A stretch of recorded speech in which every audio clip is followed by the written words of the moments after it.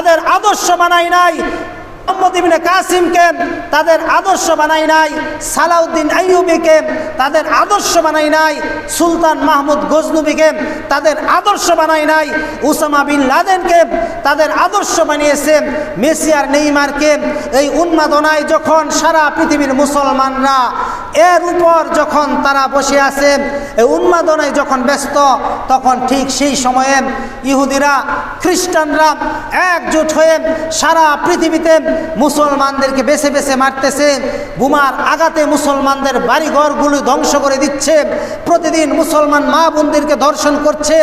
একটা দেশকে, মুসলিম দেশকে চোখের সামনে কিভাবে ধ্বংস করে দিয়েছে, মুসলিম জাতিদেরকে কিভাবে নিধন করেছে, আমাদের অদূরে আরাকান রাষ্ট্রের মধ্যে মুসলমানদেরকে কিভাবে নিধন করেছে, মুসলমানদের প্রথম কিবলা আজ ইহুদিরা দখল করে নিয়েছে, মুসলিম ভূখণ্ড থেকে মুসলমানদেরকে বিতরণ করছে।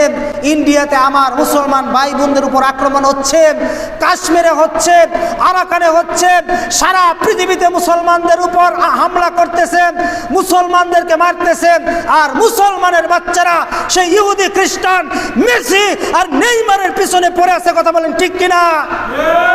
কিয়ামতের দিন তোমাদের হাসর নাসর ওই আর্জেন্টিনার সাথে অথবা ব্রাজিলের সাথে, মেসি আর নেইমারের সাথে হবে, মুহাম্মদ বিন কাসিমের সাথে তোমার হাসর নাসর হবে না, সালাউদ্দিন আইয়ুবীর সাথে তোমার হাসর নাসর হবে না। কেননা আল্লাহ রাসূলের হাদিস, আল মারউ মা মান আহাব্বা, যে যাকে ভালোবাসবে তার সাথেই তার হাসর নাসর হবে।